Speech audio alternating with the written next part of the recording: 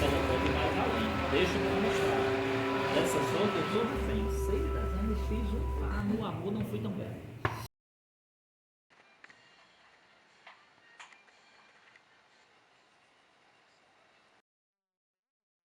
Olá, pessoas. Hoje é quarta-feira, dia 11, e eu vim contar um pouco da experiência que foi ficar sem Instagram por uma semana.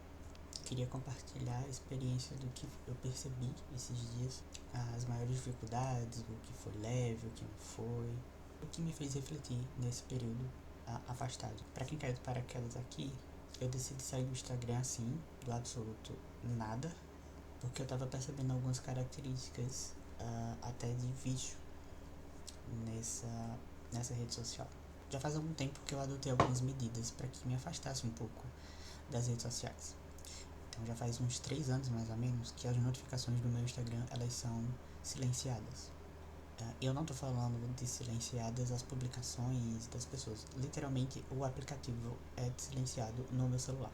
Embora o próprio Instagram parece que tem algumas medidas que ajudam isso, de modo silencioso, o tempo de tela, você colocar alerta, eu até aderi há algum tempo, mas eu sempre deixei no meu celular desativado essas notificações. E aí eu sempre fui de assistir story. Eu nunca ficava vendo as publicações ou especificamente os reels. E em 1 ano e meio, eu acho, mais ou menos, eu comecei a assistir muitos reels, o que consequentemente aumentou o meu tempo de tela ou tempo no próprio aplicativo. Só que eu sempre sabia os meus limites, e eu sabia que a partir do momento que eu começasse a assistir muitos reels, era o momento de eu me preocupar. Algumas outras medidas que eu sempre fazia era de não assistir ou pegar no celular assim que acordava. Então eu nunca entrava no Instagram assim que acordava, sempre depois do meu café da manhã. E aí eu sempre, depois do café da manhã, eu sentava pra olhar o que tava rolando no Instagram. E aí no último final de semana eu tava pensando a respeito disso, como isso estava me afetando e afetando outras áreas da minha vida. Especificamente afetando a minha área do estudo. Eu sou psicólogo e consequentemente eu preciso estar estudando constantemente. E aí eu não tô aqui também para demonizar o Instagram, mas eu tô para demonizar a minha relação com o Instagram. A gente já sabe que o Instagram foi criado para que você ficasse ali o tempo que for. Obviamente, por ter desinstalado o aplicativo, ele provavelmente zerou todas as questões de tempo. Mas era fácil, o meu Instagram tá lá mais de 7 horas. E aí foi quando eu decidi me afastar do Instagram. É claro que eu tô contando apenas um recorte, porque existem mais coisas que são muito pessoais, que eu não vou explanar aqui. E aí eu levei essa questão para a minha psicóloga, que prontamente me ajudou nesse processo. Foram várias sessões. Sim, psicólogo também faz terapia. Diante de todo o contexto que eu levei, obviamente, para minha sessão, foi acolhido. Nós conversamos sobre isso e ela aprovou a ideia de testarmos isso como também parte do nosso processo terapêutico. E as maiores dificuldades foram nos primeiros dias. Eu acho que no primeiro e segundo dia especificamente. No quesito de abrir o celular, desbloquear o celular e prontamente ir para onde ficava o aplicativo. Ao longo do tempo, uma das coisas que mais também me chamaram a atenção foram alguns momentos das pessoas: eu te mandei algo no Instagram. E isso me incomodava às vezes, de chegar e falar que estava sem Instagram, porque eu me sentia o diferentão, sabe? Mas eu também entendia que isso fazia parte para algo que eu estava construindo, e que se as pessoas não entendiam, eu precisava entender e era o suficiente. Mas eu reforço aqui que todas as pessoas entenderam, ninguém me julgou por isso, mas era só algo que eu estava criando na minha cabeça e me preparando para caso acontecesse. E aí, depois de uns 3 dias sem, eu percebi que hoje, quando as pessoas falam sobre a vitrine do Instagram, é bem verdade. Porque eu me lembro de algumas vezes lembrar de, eu preciso de tal serviço, e eu vou procurar no Instagram, e aí eu lembrar que eu estava sem. De lembrar que talvez eu seguia alguém que fazia tal serviço, ou que eu tinha salvo em algum momento e iria precisar de um serviço. Outro ponto também era saber o que estava acontecendo no mundo, mas de forma com pessoas específicas. Né? Enfim, algum jornalista que eu sigo, algum filósofo, algum pensador falando sobre um tema que está em alta. E aí acabou que eu sentia falta disso. Falava, fulano deve estar falando sobre isso e eu não estou acompanhando. Fora acompanhar a rotina das pessoas que muitas das vezes você segue, enfim, que faz vlog, que trabalha com algum nicho específico. Então, por exemplo, até o meu profissional, meu Instagram profissional, ele também foi deixado de lado. Então, muitas das vezes eu precisei, inclusive em algum dos vídeos que eu gravei, mas eu não vou postar, eu falei sobre isso, sobre a necessidade de abrir o Instagram profissional para ir buscar o Instagram da pessoa para eu poder encaminhar para outra, enfim. Eu acho que eu fiz isso apenas no primeiro dia, nem foi para usabilidade, né? Foi mais por uma necessidade. Essas foram talvez as dificuldades que eu mais senti nesse período e que me fez refletir também sobre essas questões. Por exemplo, eu não preciso estar sabendo o que outras pessoas falam o tempo todo sobre o assunto do momento, o que aquela pessoa vai emitir de opinião sobre. Eu também não preciso ficar 100% acompanhado do tempo, da rotina de uma pessoa instantaneamente, sabe? Eu até gosto, por exemplo, por isso que eu fiz o canal estilo vlog, de, enfim, relembrar umas épocas, por exemplo, como 2006, o auge em que todo mundo gravava vídeo nesse estilo. E uma das coisas que eu também percebi foi que a nossa vida ela ficou muito vertical, ela saiu um pouco da horizontalidade, em todos os sentidos, não só em estrutura, porque a gente só grava vídeos hoje verticalmente, mas em outros sentidos, daí a gente vê outras coisas, né? Por exemplo, o fato de buscar o serviço que eu estava procurando, não no Instagram, mas talvez no Google, ou perguntar a outra pessoa quem ela me recomendaria. E aí isso eu definiria como uma vida horizontal, de você ver e criar outros laços, outras conversas, outras possibilidades, exceto aquela que você está sempre focada. Eu não vou chegar aqui, inclusive, para dizer para vocês que minha vida mudou drasticamente porque eu me afastei. Não. Se você quiser, tem vários vídeos por aí que falam sobre isso. Sobre, enfim, como a vida mudou da água pro vinho, melhorou isso, melhorou aquilo.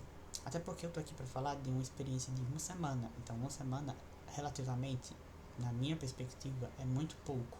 E outras questões também, de, por exemplo, você viver sem a instantaneidade de postar, né? Do tipo, embora eu já faça isso, só essa pessoa não sou de postar muito, ou quando eu posto eu já nem tô mais no lugar, ou enfim, já passou 2, 3 meses e eu posto pra deixar lá.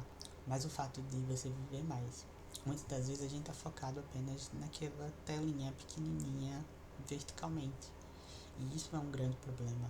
A gente cansa o nosso sistema biológico com uma tela tão pequenininha e tudo mais. Eu, como psicólogo, posso falar que muitas das vezes ouço de pacientes sobre suspeitas de TDAH.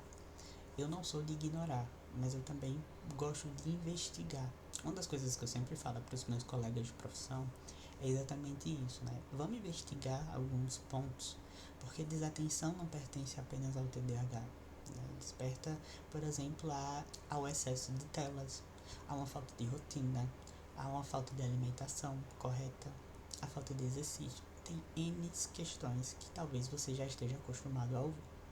E aí estar afastado do Instagram me fez lembrar da importância de muitas das vezes a gente não dar a certas coisas, né? Por exemplo, nesse período eu troquei por atividades manuais recomendada pela minha psicóloga, inclusive. Eu tinha um livro de pintura há muito tempo que estava guardado, e aí eu, em alguns momentos, usei ele, pintei, enfim. Então eu troquei por atividades manuais.